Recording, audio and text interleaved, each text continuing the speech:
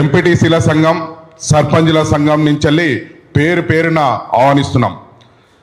అయితే 10వ తారీఖు నాడు పెట్టే క్యాబినెట్ మీటింగ్లో మాకు గీవోలు నైచల్తా మాకు పక్కా కావాల్సింది చట్టభద్రత కల్పించాలనే దాని మీదనే మా కార్యక్రమం. అయితే ఇప్పుడు సీనన్న నేను మాట్లాడినప్పుడు నేను ఎమ్మెల్యే చేసిన, మంత్రిని అయినా, అదేవిధంగా నేను అన్నీ అనుభవించినా కానీ మా జాతులు అందరూ కూడా ప్రజాప్రతినిధులుగా ఎదగాలి, మన చేతికి రాజ్యాధికారం రావాలనే ఆకాంక్షతోని ఈరోజు మా బీసీ పిఎఫ్ అనే ఫోరం తయారైంది. ఈ ఫోరంలో కూడా వార్డు మెంబర్లు మించెల్లి ఎంపీటీసీలు, సర్పంచులు, జడ్పీటీసీలు అందరినీ కలిపి ఎమ్మెల్యేలు, ఎంపీల వరకు పెట్టుకున్నాం. ఈ ఎంపీల వరకు పెట్టుకున్నప్పుడు ఈ జాతులకు, వెనుకబడిన జాతులకు, వెనుకకు నెట్టేయబడిన జాతులకు న్యాయం జరగాలంటే ఈ ప్రజాప్రతినిధులు అయితేనే పిలిస్తే అందరూ వస్తారు, గ్రామంలో కదలికలు వస్తాయి, ఆ కదలికలు వస్తే ప్రభుత్వం దృష్టికి పోతుంది అనే ఉద్దేశంతోనే ఈ ఫోరం ఏర్పడ్డది.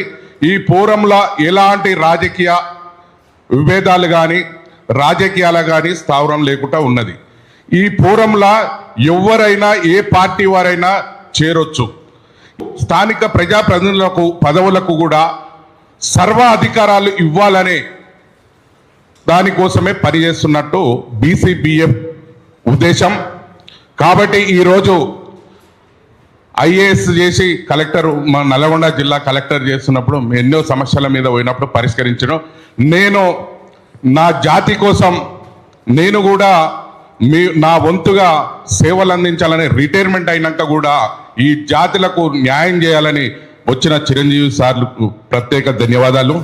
అదేవిధంగా మా కుల సంఘాలు అందరూ పెద్దలు, మేము ఈ ఫోరం వెంట ఉంటాం. మీరు చేసేది న్యాయమైన డిమాండ్ కాబట్టి ఈ న్యాయమైన డిమాండ్ కోసం వచ్చిన వివిధ సంఘాల అన్నలకు అందరికీ ప్రత్యేక ధన్యవాదాలు.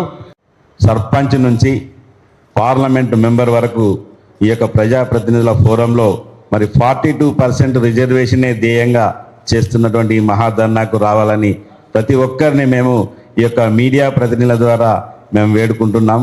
అలాగే మా లాయర్స్ జాక్ నుంచి కూడా సంపూర్ణ మద్దతు తెలియజేస్తూ ఉన్నాం.